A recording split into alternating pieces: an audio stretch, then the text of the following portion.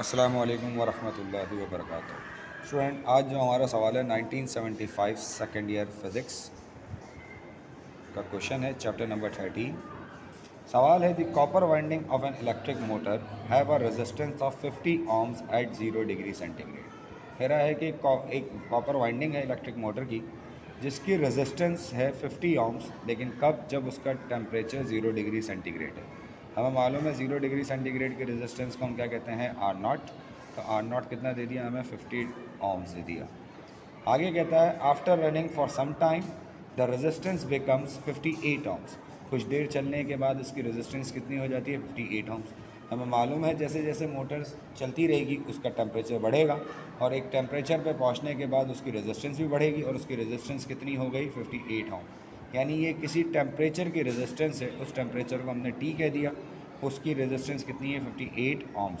हमें मालूम करना है what is the temperature of the winding. हमें वो टेम्परेचर टी हमें क्या करना है? मालूम करना है। सॉल्यूशन, अच्छा यहाँ पे अल्फ़ा की वैल्यू जो है कॉपर के लिए वो गिवन होगी। कितनी होगी? अल्फ़ा की वैल्यू होगी, alpha is equals to 0.0039 degree centigrade inverse. Alpha हमारे पास गिवन है 0.0039 डिग्री सेंटीग्रेड इनवर्स। सॉल्यूशन, हमें मालूम है किसी भी टेम्परेचर की रेजिस्टेंस अगर हमें मालूम करनी हो तो उसका फार्मूला होता है R T is equals to R naught into 1 plus alpha delta T. हमें डेल्टा टी अब हमें मालूम है क्योंकि यहाँ पर जो डेल्टा टी होगा वही हमारे पास क्या होगा? टी होगा। क्यों? क्योंकि इनिशियल टेम्परेचर क्या है? 0 है। तो देयरफॉर हम कह सकते हैं कि R T is equals to R naught into 1 plus alpha into T. अब यार नॉट इधर मल्टीप्लाई, इधर आ गया डिवाइड, तो R T is equals to R T divided by R naught is equals to 1 plus alpha into T.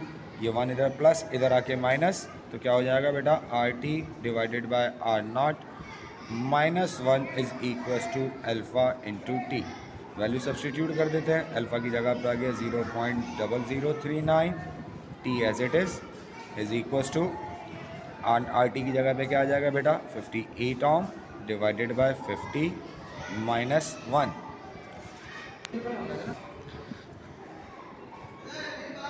अच्छा भाई, अब हम क्या करेंगे? हम डिवाइड करेंगे 58 डिवाइडेड बाय 50 माइनस 1, तो हमारे पास आंसर आ गया कितना? 0.16। ये 0.0039 इधर मल्टीप्लाई, इधर आके क्या हो जाएगा? डिवाइड, तो T is equals to 0.16 divided by 0.0039 divided by 0039, तो हमारे पास आंसर आ गया बेटा 41.02 41.02 डिग्री सेंटीग्रेड। अब यहाँ पे बच्चे से गलती होती है क्या? कि वो यहाँ पे केल्विन लिख देता है। याद रहे, अगर आपने केल्विन लिखा तो यहाँ पे आपका क्या हो जाएगा? गलत हो जाएगा सवाल। क्यों? क्योंकि आपने यहाँ पे डेल्टा टी को टी के बराबर लिया है। अगर आप डेल्टा टी को टी के बराबर ले रहे हैं, इट्स मीन दैट, क्योंकि हमें मालूम है कि डेल्टा टी क्या होता है? डेल्टा टी होता है T2 माइनस T1।